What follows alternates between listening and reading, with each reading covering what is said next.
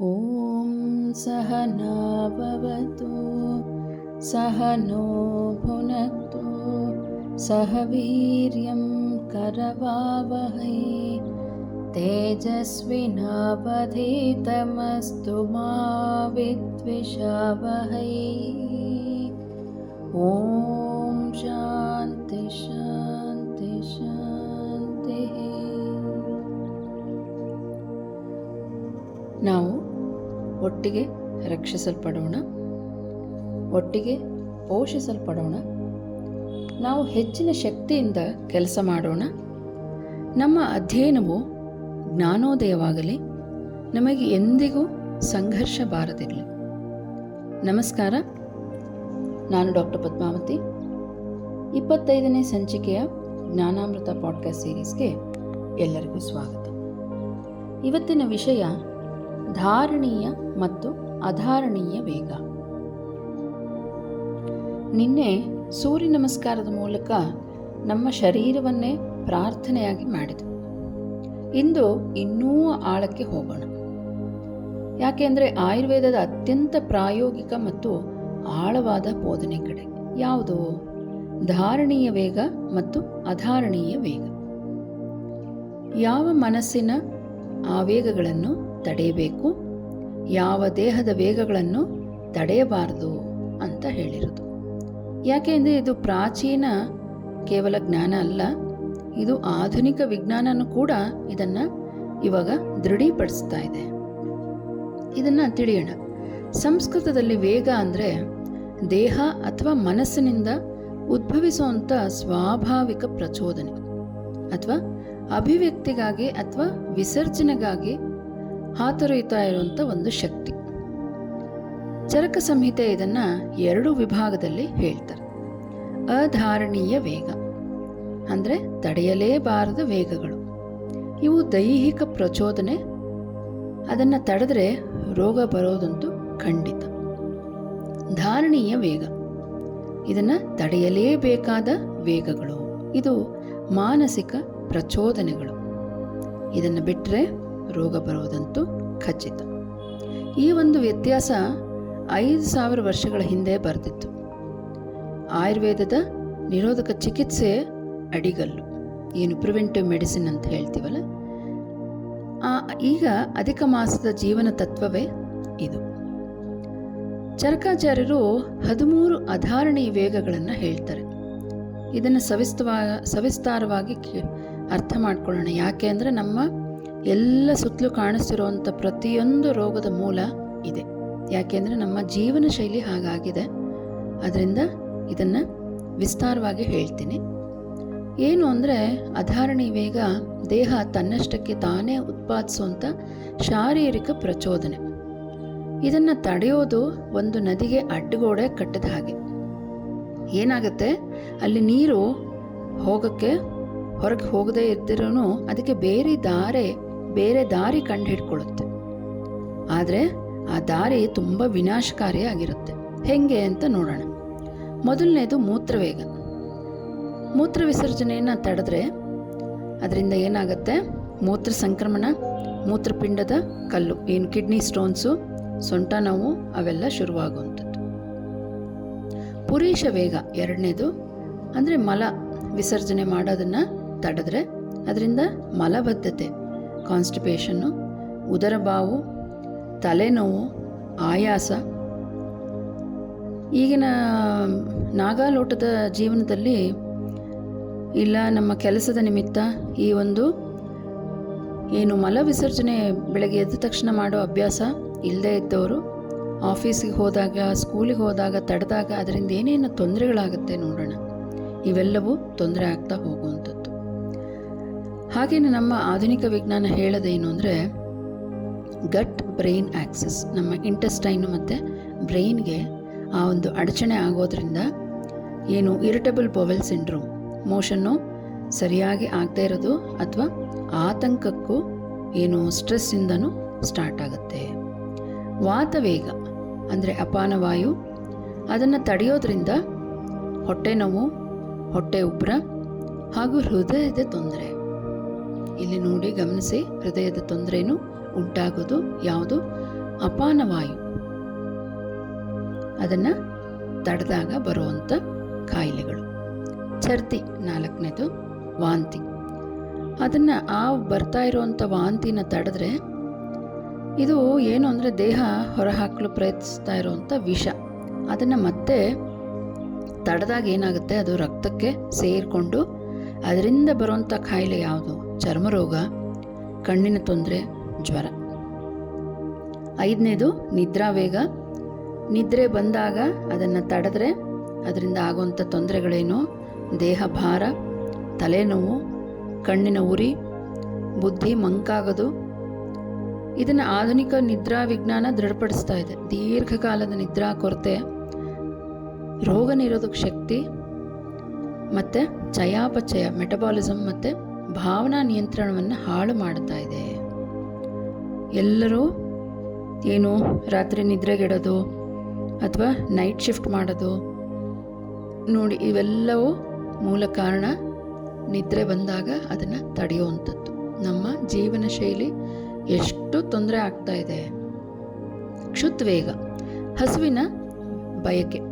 ಹಸುವಾದಾಗ ತಿಂದೇ ಹೋದರೆ ಅದರಿಂದ ದೌರ್ಬಲ್ಯ, ಮೂರ್ಛೆ ರೋಗ, ಮೂರ್ಛೆ,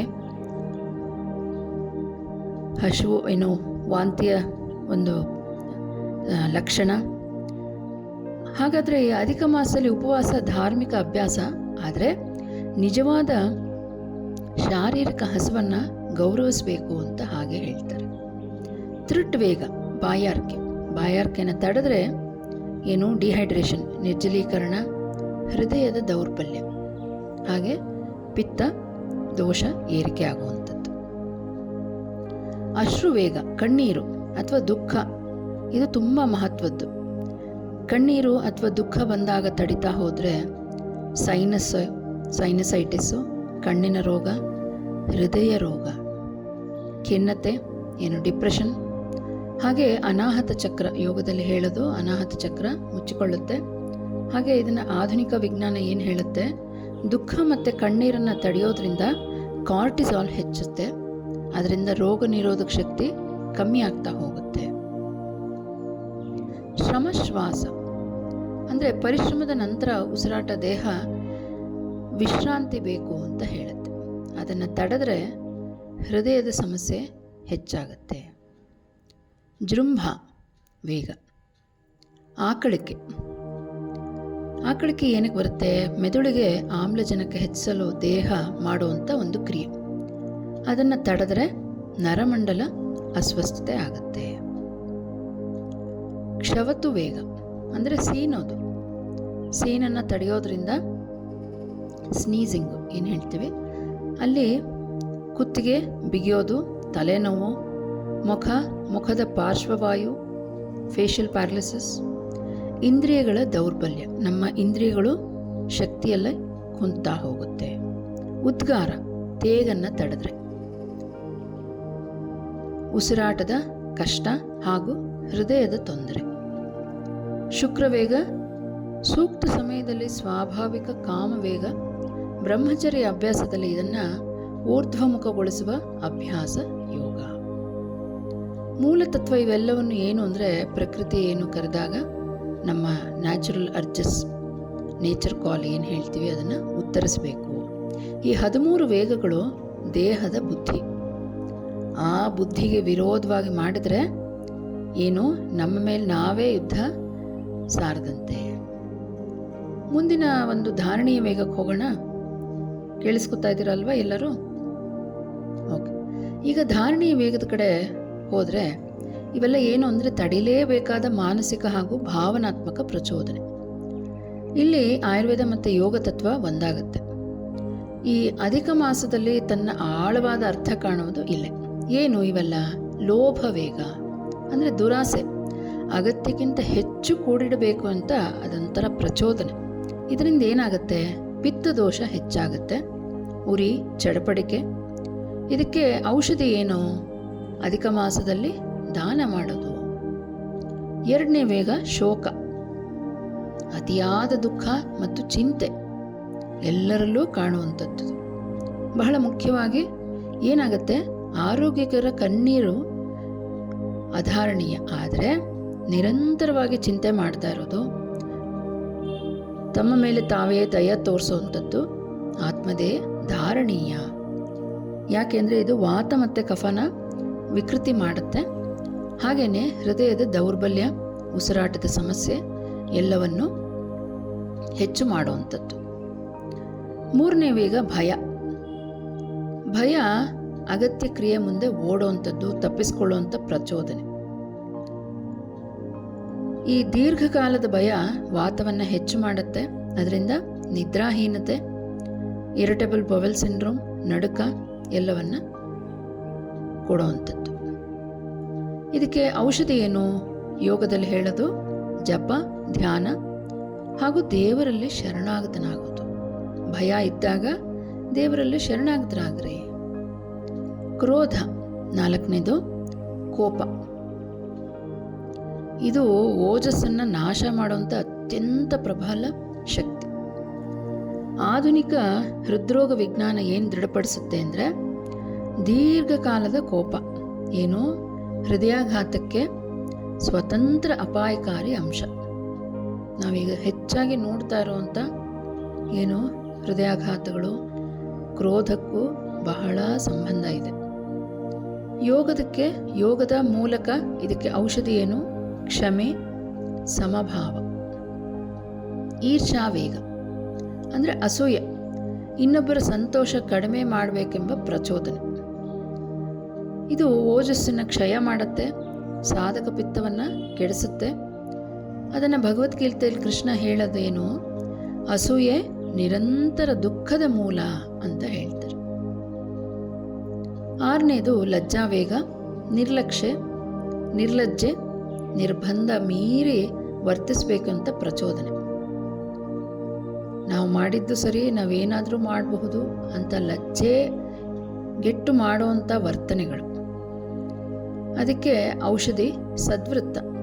ಅಂದರೆ ಏನು? ನೈತಿಕವಾಗಿ ನಿಮ್ಮ ದಿನಚರಿ ಹೇಗಿರಬೇಕು ಅಂತ ಆಯುರ್ವೇದದಲ್ಲಿ ಹೇಳಿದ್ದಾರೆ. ಅದೇ ಒಂದು ಔಷಧಿ ಇದಕ್ಕೆ. ದ್ವೇಷ ಮತ್ತು ವಿರೋಧ ಮನಸ್ಸಿಗೆ ವಿಷ ನೀಡುವಂಥ ನಕಾರಾತ್ಮಕ ಭಾವ. ಮನೋರೋಗ ಲಕ್ಷಣ ವಿಜ್ಞಾನ ಅಂದರೆ ಸೈಕೋ ನ್ಯೂರೋ ಇಮ್ಯುನಾಲಜಿ ಏನು ಹೇಳುತ್ತೆ? ಈ ದ್ವೇಷ ಟಿ ಸೆಲ್ ರೋಗ ನಿರೋಧಕ ಶಕ್ತಿ ಕಡಿಮೆ ಮಾಡುತ್ತೆ, ನಮ್ಮ ಇಮ್ಯುನಿಟಿ ಕಮ್ಮಿ ಆಗುತ್ತೆ ದ್ವೇಷ ಮಾಡೋದ್ರಿಂದ. ಮಾನವೇಗ ಅಂದರೆ ಅಹಂಕಾರ, ನಾನೇ ಶ್ರೇಷ್ಠ, ನನಗೆ ಎಲ್ಲ ಗೊತ್ತಿದೆ ಅನ್ನೋವಂಥ ಒಂದು ಅಹಂಭಾವ.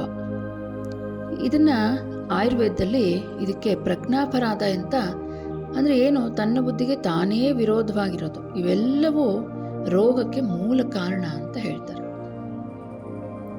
ಹಾಗಾದರೆ ನಮ್ಮ ಯೋಗದ ದೃಷ್ಟಿಕೋನ ಏನು? ವೇಗ ತತ್ವ ಅಂದರೆ ಏನು? ಧಾರಣಿ ವೇಗ ನೇರವಾಗಿ ಸ್ವಾಧ್ಯಾಯ. ನಾವು ಆಗಲೇ ಹಿಂದಿನ ಪಾಡ್ಕಾಸ್ಟಲ್ಲಿ ಕೇಳಿದ್ದೀವಿ. ಸ್ವಾಧ್ಯಾಯ ಅಂದರೆ ಏನು? ಸ್ವ ಅಧ್ಯಾಯ ಮತ್ತು ವಿವೇಕ, ಇವೆರಡೂ ತತ್ವಕ್ಕೆ ಸಮತೋಲನ ಆಗುತ್ತೆ. ಅಂದರೆ ಯಾವುದನ್ನು ಅಭಿವ್ಯಕ್ತಿಪಡಿಸಬೇಕು, ಯಾವುದನ್ನು ತಡೆಯಬೇಕು ಅಂತ ಒಂದು ವಿವೇಕ. ಅಹಿಂಸೆ ಅಂದರೆ ಕೇವಲ ಇತರರಿಗೆ ಹಾನಿ ಮಾಡೋದಲ್ಲ, ಅಧಾರಣೀಯ ವೇಗಗಳು ತಡೆಯೋದು ಸ್ವಹಿಂಸೆ. ಪಂಚಕೋಶಗಳು ಏನು ಹೇಳುತ್ತೆ? ಅಧಾರಣೀಯ ವೇಗ ತಡೆದಾಗ ಮೊದಲು ಪ್ರಾಣಮಯ ಕೋಶ ಕೆಡುತ್ತೆ. ಪ್ರಾಣಮಯ ಕೋಶದ ನಂತರ ಏನೋ ನಮ್ಮ ಉಸಿರಾಟದಲ್ಲಿ ಡಿಸ್ಟರ್ಬೆನ್ಸ್ ಆಗುತ್ತೆ. ನಂತರ ಮನಸ್ಸು ಅಂದರೆ ಮನೋಮಯ ಕೋಶ, ಅದರಿಂದ ನಂತರ ಅನ್ನಮಯ ಕೋಶ ಅಂದರೆ ಏನು? ದೇಹದಲ್ಲಿ ರೋಗ ಸದಾ ಕಾಡೋಂತು ಶುರು ಮಾಡುತ್ತೆ. ಹಾಗೆ ನಮ್ಮ ಆಧುನಿಕ ವಿಜ್ಞಾನವನ್ನು ಇವೆಲ್ಲ ಚರಕಾಚಾರ್ಯರು ಏನು ಹೇಳಿದ್ದಾರೆ ಅದನ್ನು ದೃಢವಾಗಿ ಎಲ್ಲ ಸಂಶೋಧನೆಗಳು ದೃಢವಾಗಿ ಹೇಳುತ್ತದೆ. ಏನು ಅಂದರೆ HPA ಆಕ್ಸಿಸ್ ಮೂಲಕ, ಅಂದರೆ ಏನು? ಗಟ್ ಬ್ರೈನ್ ಅಥವಾ ಹೈಪೋಥಲಾಮಸ್ ಪಿಟ್ಯೂಟರಿ ಆಕ್ಸಿಸ್ ಏನಿದೆ, ಅಡ್ರಿನಲ್ ಆಕ್ಸಿಸ್ ಮೂಲಕ ರೋಗ ನಿರೋಧಕ ಶಕ್ತಿ ನೇರವಾಗಿ ಕಮ್ಮಿ ಮಾಡುತ್ತೆ. ಇವೆಲ್ಲ ಏನು ವೇಗಗಳನ್ನು ತಡೆಯೋದ್ರಿಂದ. ಮಲಮೂತ್ರ ವೇಗ ತಡೆಯೋದ್ರಿಂದ ಕರುಳಿನ ಬ್ಯಾಕ್ಟೀರಿಯಾ ವ್ಯವಸ್ಥೆ ಮತ್ತು ನರ ರಸಾಯನಶಾಸ್ತ್ರ ಬದಲಿಸುತ್ತೆ. ಹಾಗೆ ದೀರ್ಘಕಾಲದ ಭಾವನಾ ದಮನ, ಜೀನ್ ಅಭಿವ್ಯಕ್ತಿ ಬದಲಿಸಿ ಮುಂದಿನ ಪೀಳಿಗೆಗೂ ರವಾನೆ ಮಾಡುತ್ತೆ. ಅಂದರೆ ನಾವೀಗೇನು ಭಾವನೆಗಳನ್ನು, ಪ್ರಚೋದನೆಗಳನ್ನು ಅದನ್ನು ಯಾವುದು ತಡೀದೇ ಇದ್ದರೆ ಅದು ಮುಂದಿನ ಜನ್ರೇಷನ್ಗೂ, ಮುಂದಿನ ಪೀಳಿಗೆಗೂ ಅದನ್ನು ರವಾನಿಸ್ತೀವಿ ನಾವು. ಬಳುವಳಿಯಾಗಿ ಹೊಸ ಹೊಸ ರೋಗಗಳನ್ನು ನಮ್ಮ ಮುಂದಿನ ಜನ್ರೇಷನ್ಗೂ ಕೊಡ್ತಾ ಹೋಗ್ತೀವಿ. ಶಾರೀರಿಕ ಪ್ರಕ್ರಿಯೆ ಸ್ವಾಭಾವಿಕ ಅವ್ಯಕ್ತಿ ಗುಣಪಡಿಸುವ ವ್ಯವಸ್ಥೆ ಅಗತ್ಯ. ಇದೆಲ್ಲವೂ ನಮ್ಮ ಚರಕಾಚಾರ್ಯರು ಮೊದಲೇ ಬರೆದಿದ್ರು, ಈಗ ವಿಜ್ಞಾನ ಅದನ್ನು ಒಪ್ಕೋತಾ ಇದೆ. ಇವತ್ತಿನ ಅಭ್ಯಾಸ ಹಾಗಾದರೆ ಏನು? ತುಂಬ ದೀರ್ಘವಾಗಿ ಕೇಳಿಸ್ಕೊಂಡಿದ್ದೀರಾ. ಸಿಂಪಲ್ಲಾಗೆ ಒಂದು ಪ್ರಾಕ್ಟೀಸ್ ಹೇಳ್ತೀನಿ. ಒಂದು ನೋಟ್ಬುಕ್ ತಗೊಳ್ಳಿ. ನಿಮ್ಮಲ್ಲಿ ಹೆಚ್ಚು ಕಾಡುವಂಥ ಒಂದು ಧಾರಣೀಯ ವೇಗ ಯಾವುದು ಅಂತ ಬರೀರಿ. ಏನಿರ್ಬೋದು? ಕೋಪನ, ದುರಾಸೆನ, ಭಯನ, ಅದನ್ನು ಬರೀರಿ. ಹಾಗೂ ನಿಮ್ಮನ್ನು ಹೆಚ್ಚು ತಡೆಯುವಂಥ ಒಂದು ಅಧಾರಣೀಯ ವೇಗ, ಇದನ್ನು ಬರೆದು ಮುಂದೆ ಒಂದು 24 ಗಂಟೆ ನಿಮ್ಮನ್ನು ನೀವೇ ಗಮನಿಸಿ. ಯಾವುದೇ ಒಂದು ತೀರ್ಪು ಬೇಡ. ಇದನ್ನು ಸ್ವಾಧ್ಯಾಯ ಅಂತ ಹೇಳ್ತೀವಿ. ಯಾಕಂದರೆ ಈಗ ಅಧಿಕ ಮಾಸ ಅಲ್ವಾ, ಸ್ವಾಧ್ಯಾಯ. ಈ ಒಂದು ಗಮನಿಸೋದೇ ನಮಗೆ ಚಿಕಿತ್ಸೆ. ಯಾಕೆ ಅಂದರೆ ಏನು ಪ್ರಜ್ಞಾಪರಾಧ ಅಂತ ತಡೆದಿದ್ದೀವಲ್ಲ, ಅರ್ಥ ಮಾಡ್ಕೊಂಡಿದ್ದೀವಲ್ಲ, ತನ್ನ ಬುದ್ಧಿಗೆ ತಾನೇ ವಿರೋಧವಾಗಿರೋದು ಯಾಕೆ ಎಲ್ಲ ರೋಗಕ್ಕೆ ಮೂಲ ಆಗಿದೆ. ಹರಿಯಬೇಕಾದ್ದನ್ನು ತಡೆಯೋದು, ತಡೆಯಬೇಕಾದ್ದನ್ನು ಹರಿಸುವಂಥದ್ದು, ಇದು ಬುದ್ಧಿಗೆ ತುಂಬ ವಿರೋಧ. ಈ ಅಧಿಕ ಮಾಸದಲ್ಲಿ ನಮಗೆ ಈ ವ್ಯತ್ಯಾಸ ಅರಿಯುವಂಥ ವಿವೇಕ ನಮಗೆ ದೇವರು ನೀಡಲಿ ಅಂತ ಕೇಳ್ಕೊಳ್ಳೋಣ. ಈ ಒಂದು ಪಾಡ್ಕಾಸ್ಟ್ ಬಹಳ ಮುಖ್ಯ. ಎಲ್ಲರೂ ನೀವು ಬೇರೆಯವ್ರ ಹತ್ರ ಅವರೊಂದಿಗೆ ಶೇರ್ ಮಾಡಿ. ಯಾಕೆಂದರೆ ದಿನನಿತ್ಯ ನೋಡ್ತಾ ಇರುವಂಥ ಬಹಳಷ್ಟು ವ್ಯಾಧಿಗಳು, ಏನು ಗ್ಯಾಸ್ಟ್ರಿಕ್ ಸಮಸ್ಯೆ ಇರ್ಬೋದು, ಏನು ಹೃದಯಾಘಾತದ್ದು, ಪ್ರತಿಯೊಂದು ಕಾರಣಗಳು, ಅಥವಾ ಡಿಪ್ರೆಷನ್ನು, ನಿದ್ರೆ ಬರದೇ ಇರೋದು, ಕೂದಲು ಉದುರ್ತಾ ಇರೋದು, ಅಥವಾ ಇನ್ಫರ್ಟಿಲಿಟಿ ಕೇಸಸ್ಸು, ಪ್ರತಿಯೊಂದು ರೋಗಕ್ಕೂ ಎಲ್ಲವೂ ನಮ್ಮ ಚರಕಾಚಾರ್ಯರು ಮೊದಲೇ ಹೇಳಿದ್ದಾರೆ. ಅದನ್ನು ನಾವು ನಮ್ಮ ದಿನಚರಿಯಲ್ಲಿ ಎಲ್ಲವನ್ನ ಮರ್ತು ಬಿಟ್ಟಿದ್ದೇವೆ. ಆದ್ದರಿಂದ ಎಲ್ಲರಲ್ಲೂ ಪ್ರಾರ್ಥನೆ ಮಾಡೋದೇನು ಅಂದರೆ, ಎಲ್ಲರೂ ಕೇಳಿಸ್ಕೊಳ್ಳಿ, ಬೇರೆಯವ್ರಿಗೂ ಇದನ್ನು ಕೇಳಕ್ಕೆ ಹೇಳಿ. ಆದಷ್ಟು ತಮ್ಮ ಏನು ನಮ್ಮ ದಿನಚರಿಯಲ್ಲಿ ಆದಷ್ಟು ಇದನ್ನು ಯಾವುದು ಪಾಲಿಸೋಕ್ಕೆ ಆಗತ್ತೆ ಆದಷ್ಟು ಮಟ್ಟಿಗೆ ಮಾಡೋಣ. ನಮ್ಮ ಆರೋಗ್ಯವನ್ನು ಕಾಪಾಡಿಕೊಳ್ಳೋಣ. ದೊಡ್ಡ ದೊಡ್ಡ ಕಾಯಿಲೆಗಳು ಬರದೇ ಇರೋ ಹಾಗೆ ನೋಡ್ಕೊಳ್ಳೋಣ. ನಾಳೆ ಮತ್ತೆ ಸಿಗ್ತೀನಿ.